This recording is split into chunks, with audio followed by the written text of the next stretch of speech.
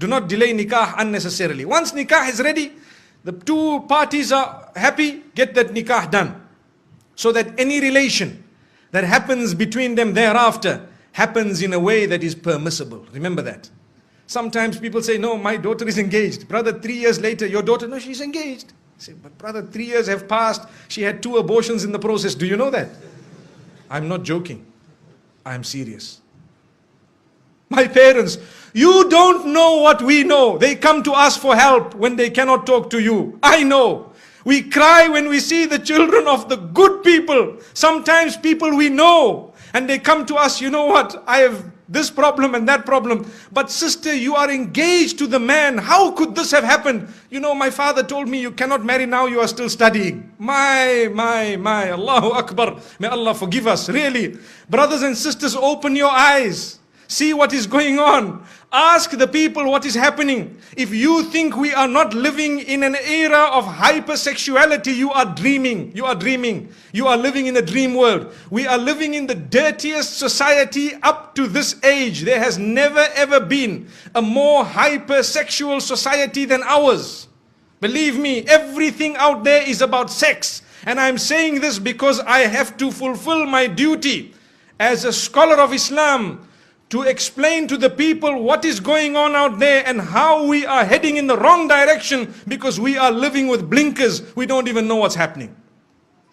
Ask your children in the universities what's going on. If you have a good link with them, they will inform you. Ask them. Tell them what is happening, or ask what is happening in the malls or in the shopping centers or at the workplace. You know, you can be the best and the most pious.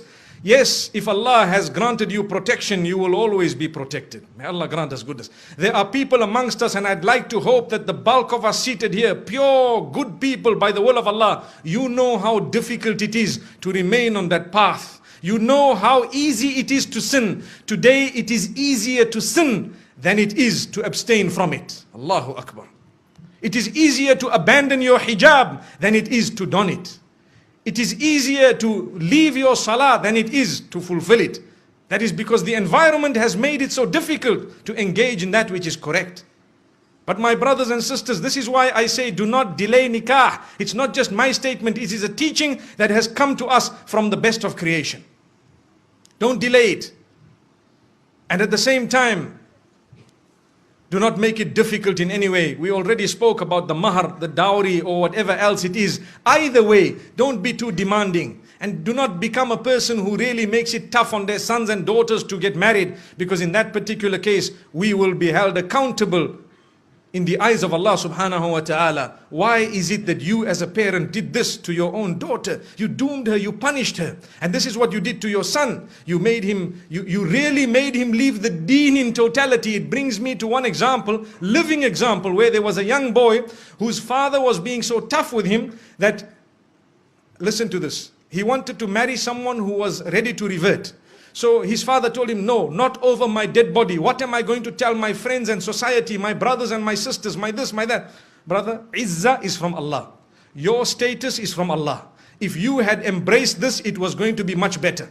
So you can explain to your friends and your family, look, you know, I tried my best, but today's society, you know, sometimes the children are doing their own thing and we have to try our best, saddidu wa qaribu, to make the most of what it is and to guide them as best as possible. And you know, we will see how best they can manage. But instead of that, this father chose to say, over my dead body. So what did the son do? He asked for help from some of the scholars and so on, and sometimes there is a limited amount of help you could actually offer, because if a man is being stubborn, you cannot really win. So after some time, he converted and left the fold of Islam and gone. Why? Because to him, the child was lost, and the father is still proud of his action. I don't mind if he became a non-Muslim, but at least nothing happened against my will. And he told his family members, you know, your children, if they want to do the same thing, you should also engage in this type of thing. How? The woman was ready. So I had an opportunity to address this young boy. And when I spoke to him, he told me something that is really a question of the age. When I say question of the age, I mean sometimes the mind starts asking these questions. He said, you know, this woman is such a good woman that I married. She has so many good characters and conduct. She told me I'm ready to do anything. You know, I explained to her about the little I know about Islam and she was ready. And then what happened is, when my father and my parents said no and everybody disagreed and they, you know, the mother, he says my mother didn't really mind, but she has to follow what my father says. So after some time, they questioned me, her parents, to say, look, we were all okay for our daughter to, you know, to enter the fold of Islam.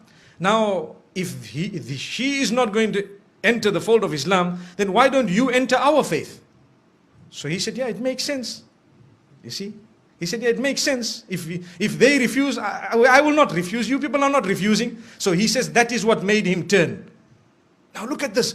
The young boys of today, this is the logic they are using. They will not tell you Islam is correct and Islam believes in all the previous messengers and Islam, Allah is one. Even the father perhaps doesn't read Salah correctly, but he was proud with his action. May Allah subhanahu wa ta'ala forgive that man. Really, we tried very hard, but to be honest with you, it is only Allah who can bring people back.